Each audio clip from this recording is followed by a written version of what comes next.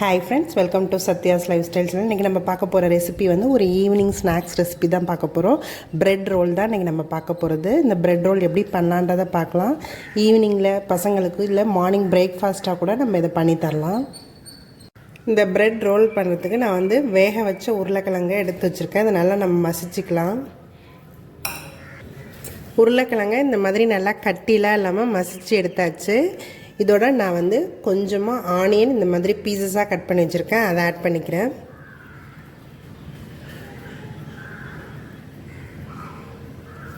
முட்டைக்கோசும் கொஞ்சமாக பொடியாக கட் பண்ணி வச்சுருக்கேன், அதுவும் ஆட் பண்ணிக்கிறேன்.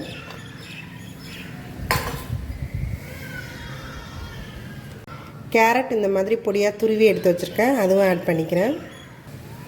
கேப்சிகம் இந்த மாதிரி சின்ன சின்ன பீஸஸாக கட் பண்ணி வச்சுருக்கேன், அதுவும் ஆட் பண்ணிக்கிறேன். இது கூடவே ஒரு சின்னதாக ஒரு பச்சை மிளகாய் பீசஸாக கட் பண்ணி வச்சுருக்கேன், அதுவும் ஆட் பண்ணிக்கிறேன். கொஞ்சமாக கொத்தமல்லி தூள் ஆட் பண்ணிக்கிறேன்.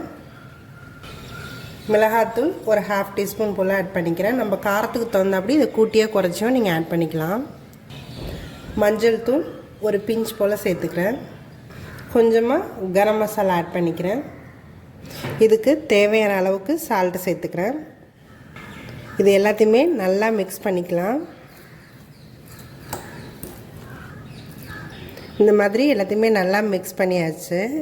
இப்போ நம்ம நல்லா இதை ரோல் மாதிரி அப்படியே உருட்ட வேண்டியதுதான்.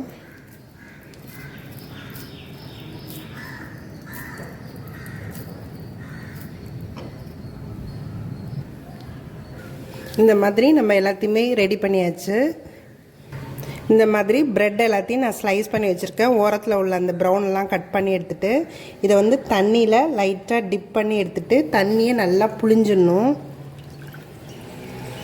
இப்படி ப்ரெஸ் பண்ணாலே தண்ணி எல்லாமே நல்லா வந்துடும்.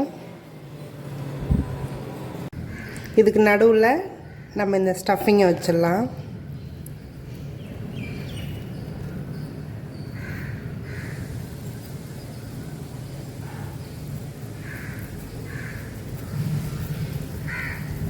இந்த மாதிரி எல்லாத்தையுமே ரெடி பண்ணி எடுத்து வச்சிடலாம்.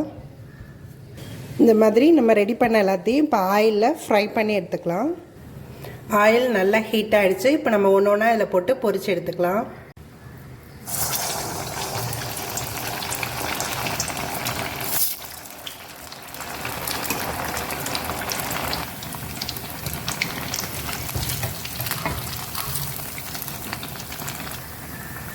இதனால் இந்த மாதிரி கோல்டன் ப்ரௌன் ஆனாலும் நம்ம எடுத்துடலாம்.